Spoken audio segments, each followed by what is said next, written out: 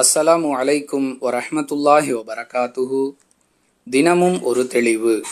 எல்லோரிடமும் நல்லவர் என்று பெயர் எடுக்க என்ன வழி என்று ஒரு கேள்வி கேட்கப்படுகிறது.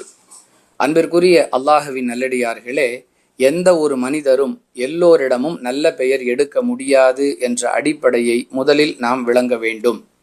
நாம் எந்த அளவிற்கு நம்முடைய செயல்பாடுகளை நல்ல விதமாக அமைத்து கொள்ள வேண்டும் என்று முயற்சி செய்கிறோமோ அந்த அளவிற்கு அதிகமான மனிதர்களிடம் நாம் கெட்ட பெயர் எடுப்பதற்கான சூழ்நிலையே உருவாகும்.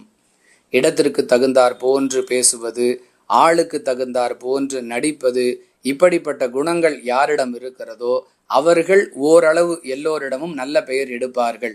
அதிலும் அவர்களுடைய இந்த நடவடிக்கையை யார் உற்று நோக்குகிறாரோ அவரிடம் இவரால் நல்ல பெயர் எடுக்க முடியாது. ஏனெனில் இவன் ஒரு சந்தர்ப்பவாதி என்று அவர் சொல்லிவிடுவார்.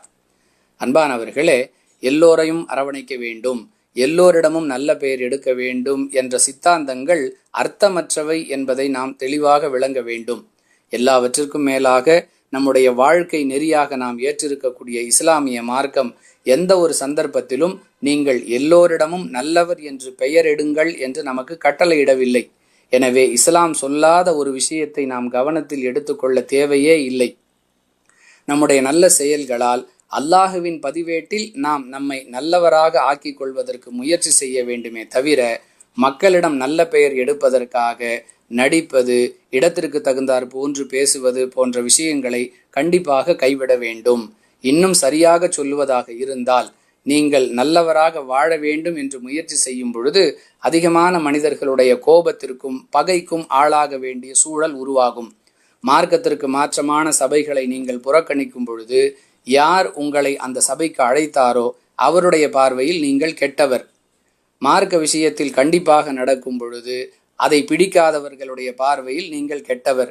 கொடுக்கல் வாங்கல் விஷயத்தில் நீங்கள் நல்லவிதமாக நடக்க வேண்டும் என்று ஆசைப்படும் பொழுது யார் அது விஷயத்தில் உங்களுக்கு ஒத்துழைக்க மறுக்கிறார்களோ அல்லது ஒத்துழைக்காமல் இருக்கிறார்களோ அவர்களை பொறுத்தவரை நீங்கள் கெட்டவர்.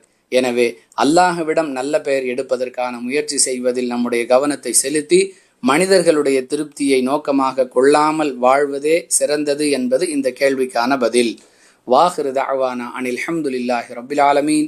அஸ்ஸலாமு அலைக்கும் வரஹ்மத்துல்லாஹி வபரகாத்துஹு.